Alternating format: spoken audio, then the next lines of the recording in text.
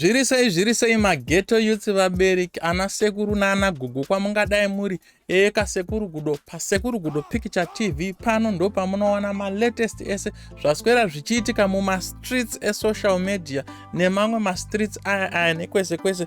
Iko zvino izvi ndine nhau yandinawo panapa iri kupisa iyi because ndatomboda kuzama kuti ndinyatsonzwisisa kuti chii changa chiri kuitika, but pandabata nhau iyi ndo pandatozoona kuti anga atori ma1 because zvese zvandabvira kudhara ndichitaura kubvira pandatanga vhidhiyo inei hapana kana chatomboitika, hapana kana nyaya iri mumastreets esocial media iri kupisa, hapana kana chandinacho. Zvamatongoita ndezvekuti matongo wasta data renyu nekunditarisa, but anyway muri kungozvionawo kuti aiwa setup yedu yakarongeka, zvinhu zvedu zvakanaka zviri kuyevedza, aiwa zvinovengwa nemuroyi chete. Ndinoti aiwa muve nezuva rakanaka, ndinovimba maswera muchishanda zvakaomarira kumabasa uko, mapiwa tunzvungu twaindwa mapiwa, vanodhakwa vodhakwa, vanoita zvavanoita voita zvavanoita, vanoronga voronga, vanochengetera dzemakrismas mochengeta dzemakrismas, nekuti ukasachengeta right now hauchafe wakaichengeta zvakare, ende ichangoya yese inenge ichingopfuurira. Kune vaya vari kutamba krismas vachifunga kuti vachapiwa zvikwereti,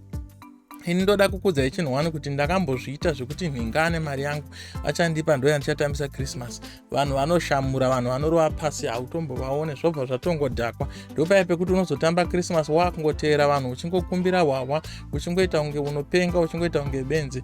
Anyway ndichiri kuda hangu mazina angu andasarwa nawo iwaya mashoma, handisikuda kutaura zvakawanda zvinozogodora vanhu.